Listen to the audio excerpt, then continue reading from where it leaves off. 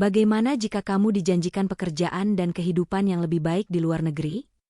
Tapi saat sampai di sana semua itu hanyalah tipuan agen ilegal. Apakah nasib pemuda ini akan makin terpuruk? Mari kita simak ceritanya. Jangan lupa like, komen dan subscribe. Namanya Rudy, pria berusia 32 tahun asal Cilacap, Jawa Tengah. Ia berasal dari keluarga petani sederhana yang hidup pas-pasan, dan sejak kecil sudah terbiasa hidup dalam keterbatasan. Tekanan ekonomi membuatnya nekat mencari jalan pintas agar bisa memperbaiki nasib. Suatu malam, ia mendapat tawaran dari seorang calo di Jakarta yang mengaku bisa memberangkatkannya ke Belanda. Katanya, ada lowongan kerja sebagai teknisi pabrik di Rotterdam, dengan gaji 3.000 euro per bulan, tempat tinggal gratis, serta visa kerja yang diuruskan. Tawaran itu terdengar seperti mimpi indah. Rudy yang hanya tamatan SMA langsung tergoda. Ia menjual motor satu-satunya, meminjam uang dari tetangga, dan membayar biaya keberangkatan yang cukup besar. Keluarganya sempat khawatir, tapi Rudy bersikeras. Ia yakin, ini adalah satu-satunya cara untuk keluar dari lingkaran kemiskinan. Dengan penuh harap dan segenggam doa dari ibunya, Rudy naik pesawat ke Amsterdam, membayangkan dirinya akan sukses, lalu pulang membawa kebanggaan. Tapi ia tak tahu, petualangannya baru saja memasuki awal dari jurang gelap yang mengintainya. Begitu tiba di Bandara Schiphol, suasana asing langsung menyergap Rudy. Udara dingin, bahasa yang tak dipahami, serta wajah-wajah asing membuatnya gugup. Seorang pria bertubuh besar menjemputnya, mengenalkan diri sebagai pengurus lapangan dari agensi kerja. Rudy dibawa masuk mobil, tanpa dijelaskan banyak hal. Beberapa jam kemudian, ia sampai di sebuah kawasan industri tua di pinggiran kota. Di sanalah mimpi indahnya mulai berubah menjadi mimpi buruk. Bukannya ditempatkan di pabrik resmi, Rudy justru dimasukkan ke sebuah gudang gelap dan berdebu, dipenuhi pekerja ilegal dari berbagai negara. Paspor dan dokumennya langsung disita tanpa alasan jelas. Nanti dikembalikan, kata si pengurus sambil tersenyum dingin. Ia dipaksa bekerja angkut barang, bersih-bersih, bahkan kadang diminta begadang mengangkat kontainer, semuanya tanpa gaji. Setiap kali Rudy bertanya tentang visanya, ia hanya ditatap tajam dan diancam. Hatinya mulai resah. Ia sadar sedang dijebak. Tapi dalam negeri asing tanpa identitas dan tanpa jaringan, ia benar-benar tak punya pilihan. Rudy mulai merasakan getirnya dunia gelap para pekerja migran ilegal. Malam itu, hujan mengguyur kota dengan derasnya. Di dalam gudang, para penjaga sedang asyik mabuk setelah pesta kecil perayaan ulang tahun salah satu dari mereka. Bau alkohol dan suara tawa memenuhi ruangan, membuat situasi menjadi lebih longgar dari biasanya. Rudy tahu, inilah satu-satunya kesempatan untuk kabur. Dengan napas tertahan dan detak jantung berpacu, ia menyelinap lewat jendela belakang yang biasanya terkunci tapi malam itu entah kenapa terbuka. Ia hanya membawa jaket tipis yang sudah usang dan selembar roti kering yang disembunyikan di balik baju. Kaki dan tangannya gemetar menahan dingin dan ketakutan. Ia tak tahu arah, tapi terus berjalan menyusuri ganggang kota Amsterdam yang tampak asing dan dingin. Lampu jalan memantulkan bayangan yang menakutkan, dan setiap langkahnya terasa seperti diikuti. Rudy tidak tahu apakah para calo sudah menyadari pelariannya. Ia hanya tahu satu hal, jika tertangkap, bisa jadi ia akan dihajar atau bahkan tak pernah kembali hidup. Malam itu, ia hanya bisa berharap Tuhan masih mengawasinya. Angin malam menyapu tubuhnya yang kedinginan, sementara hujan tak juga reda. Rudy akhirnya menemukan sebuah halte kosong, tempat ia bisa duduk dan mencoba berteduh. Jaketnya sudah basah, sepatu compang-campingnya mengeluarkan bau lumpur, dan tubuhnya mulai gemetar. Ia memeluk lutut, mencoba memanaskan diri, tapi kulitnya terasa menusuk seperti es. Beberapa kali mobil melintas tanpa peduli. Tak ada satupun yang melihatnya sebagai manusia yang sedang kesusahan. Ketika ia mulai memejamkan mata, berharap bisa tertidur sejenak meski dalam kondisi menyedihkan, seorang petugas kebersihan datang menghampiri. Petugas itu berbicara dengan nada tinggi dalam bahasa Belanda yang tak ia pahami. Gesturnya jelas menyuruh Rudy pergi. Rudy bangkit, nyaris tersungkur karena lemas, dan hanya bisa mengangkat tangan sebagai tanda menyerah. Namun tiba-tiba, sebuah suara perempuan memotong suasana. Wanita berambut pirang keperakan, mengenakan mantel tebal dan skarf merah, muncul dari arah mobil mewah yang berhenti tak jauh dari situ. Ia bicara dalam bahasa Inggris dengan nada tegas, menghentikan petugas. Rudy hanya bisa menatap bingung, sementara matanya berkaca-kaca. Wanita itu mendekat dengan langkah pasti, memandang Rudy dari kepala hingga kaki. Ada sorot prihatin yang dalam di matanya. Dengan suara lembut tapi jelas, ia bertanya dalam bahasa Inggris, "Are you alright, young man?" Rudy nyaris tak bisa menjawab. Tenggorokannya tercekat, dan tubuhnya makin gemetar. Ia hanya bisa mengangguk pelan, tak yakin harus menjelaskan apa. Wanita itu memperkenalkan diri, "I'm Marianne. You look like you need help." Rudy sempat curiga, ia baru saja ditipu oleh orang asing, dan rasa takut itu belum benar-benar hilang. Tapi Marianne tidak memaksa. Ia hanya menawarkan bantuan, makanan hangat, pakaian kering, dan tempat istirahat untuk semalam saja. "You can leave in the morning if you want," katanya meyakinkan. Rudy memandangi wajahnya, kerutan halus di sekitar mata, aroma parfum elegan, dan ketegasan yang justru terasa menenangkan. Akhirnya, setelah ragu beberapa saat, Rudy menerima ajakan itu. Ia masuk ke dalam mobil Marianne, tak tahu apakah ini awal dari keberuntungan atau justru perangkap baru. Mobil Marianne meluncur mulus menyusuri jalan-jalan kota Amsterdam yang mulai lengang, menuju pinggiran kota yang dipenuhi pepohonan tinggi dan rumah-rumah tua khas Eropa klasik. Rudy menatap keluar jendela dengan campuran takjub dan gugup. Ketika mobil berhenti di depan sebuah rumah besar bergaya kolonial dengan pagar besi hitam dan taman yang tertata rapi, napasnya tercekat. Bangunan itu berdiri megah, dengan jendela-jendela besar dan pintu kayu berat yang berukir. Begitu Marianne membukakan pintu, aroma lavender dan kayu manis menyeruak dari dalam rumah. Dinding penuh lukisan klasik dan rak buku tinggi menambah kesan mewah namun hangat. Rudy melangkah masuk dengan ragu, merasa seperti orang asing yang tak pantas berada di tempat semewah itu. "Kamu bisa tinggal di sini malam ini," ujar Marianne sambil tersenyum lembut. Rudy mengangguk pelan, masih diliputi kebingungan. Ia tak habis pikir, kenapa wanita Belanda yang tampak terhormat dan berkecukupan ini mau repot-repot menolong pria asing, kumal, dan tanpa identitas seperti dirinya. Di balik kehangatan Marianne, tetap ada misteri yang belum bisa ia pahami sepenuhnya. Setelah mempersilakan Rudy duduk di dekat perapian, Marianne masuk ke dapur dan menyiapkan sup ayam hangat. Aroma bawang putih dan kaldu mengisi ruang tamu yang mulai mengeringkan pakaian Rudy yang basah.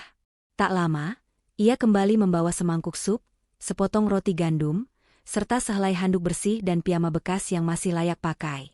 Rudy menerimanya dengan kaku, canggung, dan sedikit curiga, pengalaman buruk sebelumnya masih membekas kuat. Namun Marianne tetap tenang dan ramah. Sambil duduk di kursi seberang, ia mulai bercerita pelan. "Dulu aku punya anak laki-laki. Namanya Daan. Ia seusiamu. Tapi dia meninggal karena kecelakaan lalu lintas 5 tahun lalu." Matanya menerawang, suaranya lirih tapi jujur. Sejak saat itu, rumah ini terlalu sunyi. Rudy tak tahu harus berkata apa, hanya menunduk dengan rasa campur aduk. Mungkin, pikirnya, wanita ini mencoba mengisi kekosongan dengan menolong orang asing seperti dirinya. Meski hatinya belum sepenuhnya percaya, ada sesuatu dalam nada bicara Marianne yang terasa tulus, seolah-olah ia memang sedang mencari makna baru dalam hidupnya yang sepi. Malam itu, meski tubuhnya sudah dibersihkan dan perutnya kenyang untuk pertama kalinya dalam beberapa hari, Rudy tetap tak bisa tidur nyenyak. Ia berbaring di sofa empuk di ruang tamu, dibalut selimut tebal, sementara api perapian perlahan mulai redup. Tapi pikirannya terus berkelana, dihantui rasa was-was dan bayangan kelam. Ia membayangkan para calo menemukan jejaknya dan memburunya hingga ke tempat ini. Atau lebih buruk, polisi Belanda mengetahuinya dan menahannya karena tak punya visa legal. Meski Marianne tampak tulus, tetap ada ketakutan bahwa semua ini bisa jadi jebakan baru. Ia mengingat wajah ibunya di kampung, suara adiknya yang dulu sering menanyakan kapan Rudy akan sukses. Semua beban itu seperti menempel di dadanya malam itu. Sementara di lantai atas, terdengar langkah pelan Marianne, lalu suara pintu kamar tertutup. Rumah itu sunyi, tapi pikiran Rudy gaduh. Ia mencoba tidur, namun setiap suara kecil dari luar jendela membuatnya tersentak. Baru menjelang subuh, ia sempat terlelap, itu pun dengan mimpi buruk yang membekas hingga pagi. Pagi hari, sinar matahari musim dingin masuk perlahan lewat jendela ruang tamu. Rudy terbangun dengan kepala berat, tapi tubuhnya terasa sedikit lebih hangat dibanding malam sebelumnya. Marianne sudah bangun lebih dulu. Di meja makan, ia telah menyiapkan sarapan sederhana, roti panggang, keju, dan teh hitam. Setelah mereka duduk dan makan dalam diam sejenak, Marianne membuka percakapan. Ia mengambil sebuah map berisi dokumen tua, fotokopi identitas, dan surat-surat hukum. Aku punya beberapa koneksi lama, katanya sambil menyodorkan berkas itu. Salah satunya pengacara migrasi yang pernah membantu imigran gelap mendapatkan visa darurat. Dia orang baik. Rudy menatap map itu seolah melihat seberkas cahaya harapan. Marianne menjelaskan bahwa jika ia benar-benar ingin memperbaiki statusnya, sekarang adalah saatnya. Ia menjelaskan bahwa kasus seperti Rudy, pekerja yang menjadi korban eksploitasi, kadang mendapat pertimbangan hukum. Tapi kamu harus jujur, dan kamu harus berani, ucapnya. Rudy mengangguk perlahan.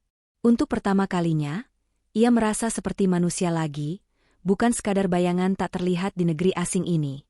Beberapa jam kemudian, mereka berdua pergi ke pusat kota untuk menemui pengacara yang dimaksud. Kantor itu berada di sebuah bangunan modern dengan papan nama bertuliskan Migration Legal Service. Pengacaranya, pria parubaya bernama Mr. De Vries, menyambut mereka dengan senyum hangat dan nada profesional. Setelah mendengar cerita Rudy dengan seksama, ia mengangguk dan mulai menjelaskan proses hukum yang mungkin ditempuh. Ada jalur perlindungan bagi korban perdagangan manusia atau eksploitasi kerja. Meski prosesnya panjang, ada peluang. Rudy harus membuat laporan resmi ke kepolisian, menyerahkan detail tentang calo dan tempat kerjanya dulu, lalu mengajukan permohonan visa kemanusiaan. Semua itu menakutkan bagi Rudy, tapi ia merasa tidak sendiri. Marianne duduk di sampingnya, menepuk punggungnya pelan tiap kali ia gugup. Saat mereka keluar dari kantor itu, udara Amsterdam terasa sedikit lebih ringan. Rudy menarik napas panjang dan untuk pertama kalinya sejak mendarat, ia merasa seperti ada masa depan menantinya. Mungkin belum pasti, tapi kali ini bukan hanya mimpi. Ini awal dari perjuangan yang nyata. Hari itu seharusnya berjalan normal. Rudy baru saja keluar dari kantor pengacara sendirian, karena Marianne sedang menghadiri rapat komunitas.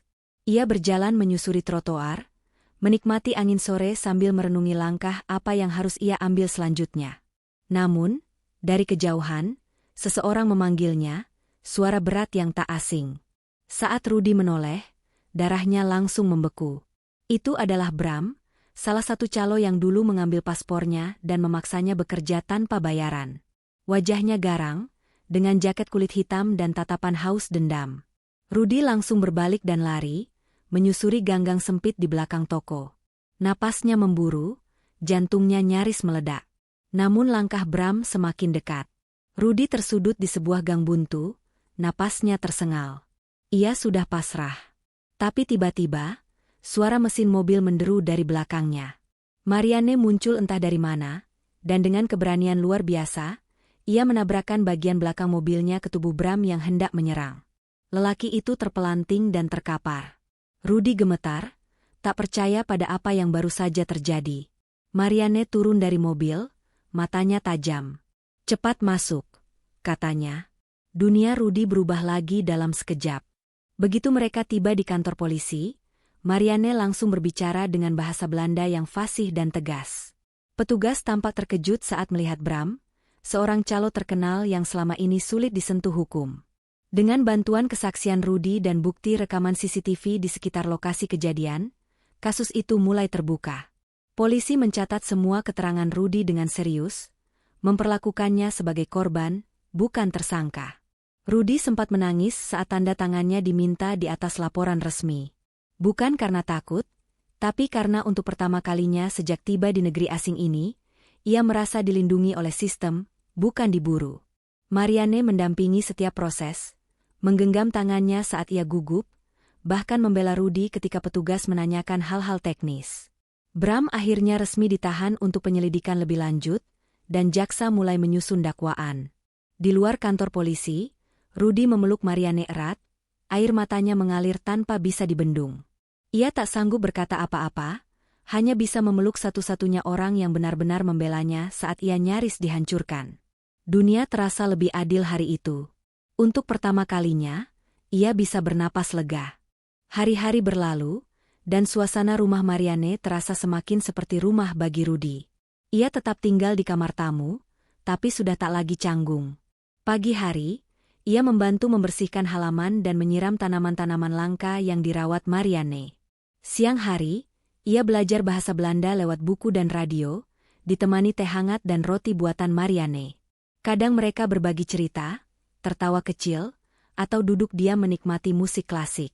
Hubungan mereka tak lagi sekadar penolong dan korban. Ada ketenangan dalam rutinitas itu, kehangatan yang sulit dijelaskan. Rudy juga mulai mengenali sisi lain dari Marianne. Keuletannya, kecerdasannya, dan rasa humornya yang kadang menyelip di balik wajah tenangnya. Mereka mulai mengandalkan satu sama lain. Saat Marianne flu, Rudy yang memasakkan sup. Saat Rudy kehilangan semangat karena proses hukum yang panjang, Marianne yang menguatkan.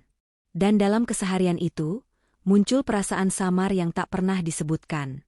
Tatapan yang lebih lama, senyum yang lebih hangat, dan keheningan yang tak lagi canggung. Rudy tahu, ada sesuatu tumbuh pelan-pelan di antara mereka, sesuatu yang melampaui batas usia dan latar belakang. Suatu malam yang dingin, setelah makan malam sederhana berupa pasta dan salad, mereka duduk di ruang tengah. Televisi memutar film Belanda klasik yang tak terlalu dipahami Rudy, tapi ia tertawa saat Marianne tertawa, dan kadang ia ikut menangis meski tak paham dialognya. Ketika film selesai, lampu ruangan tak langsung dinyalakan. Hanya cahaya perapian yang menyala redup. Rudy hendak berdiri untuk membereskan gelas, tapi Marianne menyentuh tangannya. Sentuhan itu bertahan lebih lama dari biasanya. Mereka tak berbicara, hanya saling memandang. Dalam tatapan Marianne, Rudy tak melihat wanita tua. Ia melihat seseorang yang telah menyelamatkannya, secara harfiah dan batin. Ia melihat kehangatan, luka masa lalu, dan kasih sayang yang belum pernah ia terima bahkan dari banyak orang terdekat. Marianne, di sisi lain, melihat seorang pemuda yang tidak hanya kuat bertahan, tapi juga penuh empati dan kesopanan. Detik itu berlangsung lebih lama dari yang seharusnya. Tak ada yang berani bergerak, tapi perasaan di antara mereka mulai berbicara sendiri. Ada ketegangan, ada magnet, dan yang lebih penting, ada keikhlasan. Malam itu Rudy tak bisa tidur. Ia berbaring di tempat tidurnya, memandangi langit-langit kamar sambil memikirkan apa yang sebenarnya ia rasakan. Ia mencoba menertawakan dirinya sendiri, jatuh hati pada seorang janda Belanda yang jauh lebih tua, tapi perasaan tak bisa dikendalikan. Bukan karena ia kesepian, bukan pula karena hutang budi. Ada ketertarikan tulus. Marianne punya aura lembut tapi kuat, seperti pelindung yang diam-diam ia dambakan. Ia bukan hanya cantik di usianya, tapi punya kecerdasan dan keberanian yang tak dimiliki banyak orang. Rudy juga tahu, jika perasaan ini berlanjut, orang-orang akan memandang aneh. Tapi siapa peduli? Dunia sudah berkali-kali menginjak-injak harga dirinya. Sekarang saatnya ia mengikuti suara hatinya sendiri. Di satu sisi, ia takut merusak hubungan yang nyaman dan damai ini. Tapi di sisi lain, ia juga manusia biasa yang merindukan kehangatan, cinta, dan arti keberadaan. Ia menggenggam bantal erat, lalu menutup mata. Apa aku hanya berhayal?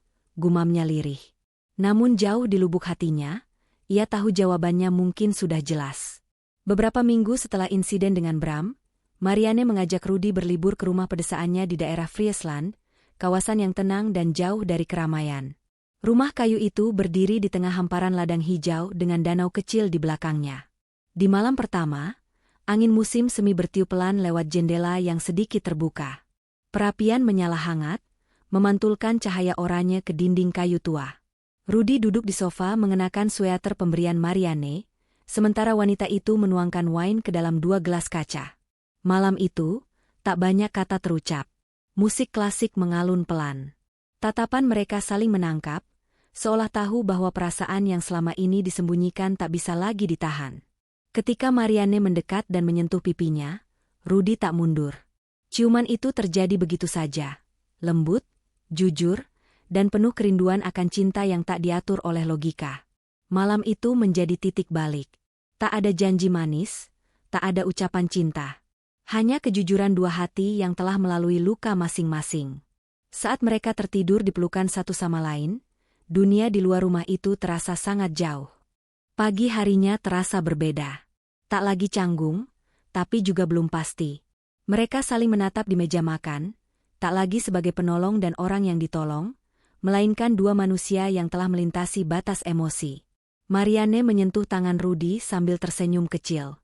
"Apa kamu menyesal?" tanyanya. Rudy hanya menggeleng, tapi dalam hatinya campur aduk. Bahagia, takut, bingung.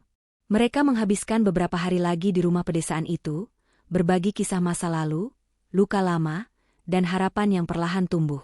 Sepulang dari sana, suasana rumah mereka berubah total. Rudy tak lagi merasa sebagai tamu.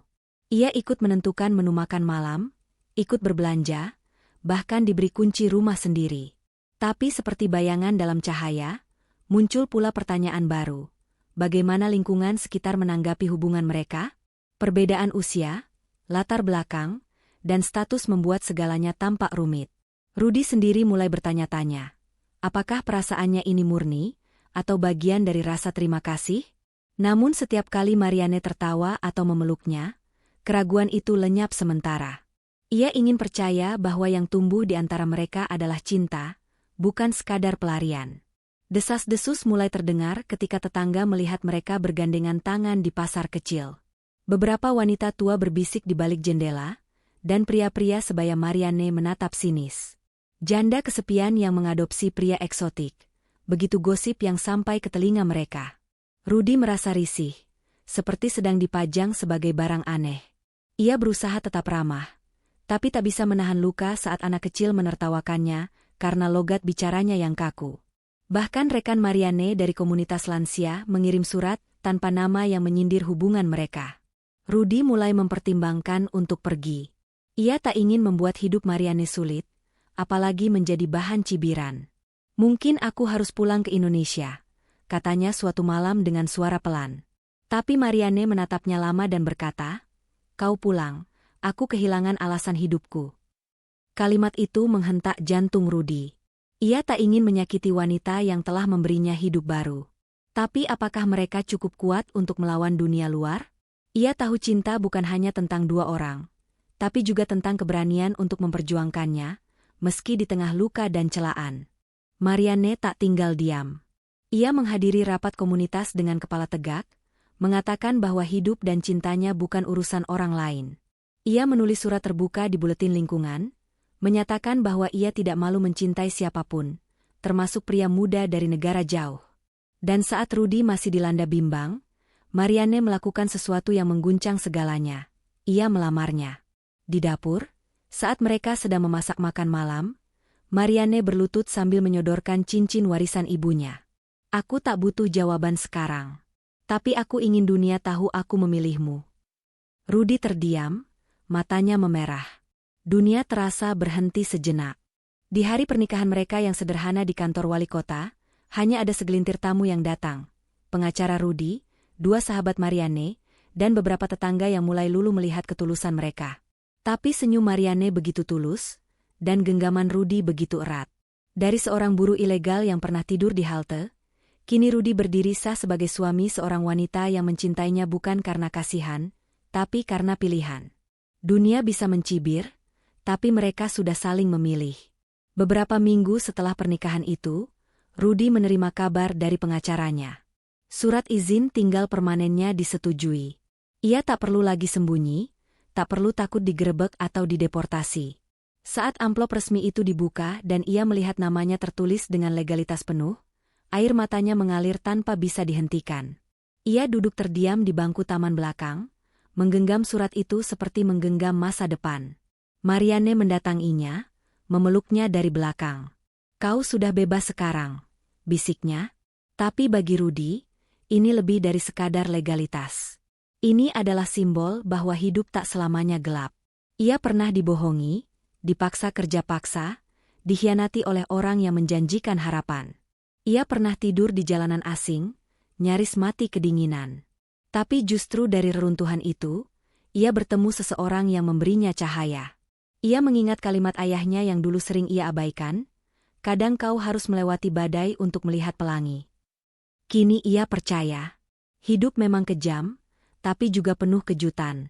Dan tak semua cinta datang dari tempat yang kau harapkan, kadang cinta menjemputmu di ujung keputusasaan.